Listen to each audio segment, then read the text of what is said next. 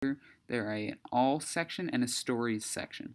So this is just for everything, which is your snaps get put to the top. They take the top priority, the individual snaps. But a lot of people were complaining that they couldn't see their stories at all. So now you can just swipe right over to the stories window and get all these stories. So I changed some names just so you don't know my friends' names. I don't actually have a friend named Shaniqua, but yeah. But anyways, there's now a stories window and an all window.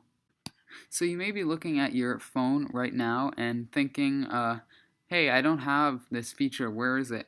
It's being slowly released across all devices. I actually didn't have this feature up until like 10 minutes ago, actually. I had it for probably the last week on this side here. So you may notice it on this side. It will say all and subscriptions. That's what I had before. And it just disappeared from this side and moved over there, which is really weird actually.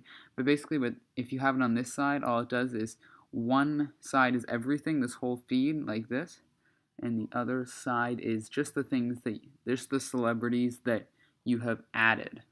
So yeah, that's pretty handy too. I'm sure in the upcoming updates they will combine them into one big feature. But yeah, as for right now, that is it. Okay, so onto that was by far the biggest feature. The other two are slightly smaller. The first one is if you go on a group chat thing, if you're in a group chat and you hold on it, it now shows the location of all the members that have their location thing enabled. So that's pretty cool, pretty handy. I don't know why they didn't have that before, but yeah, that's a cool thing.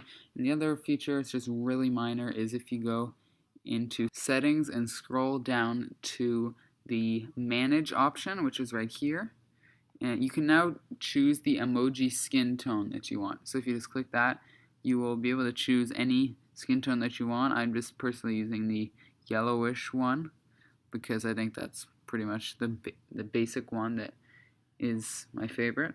But you can choose any skin tone you want from all of these options.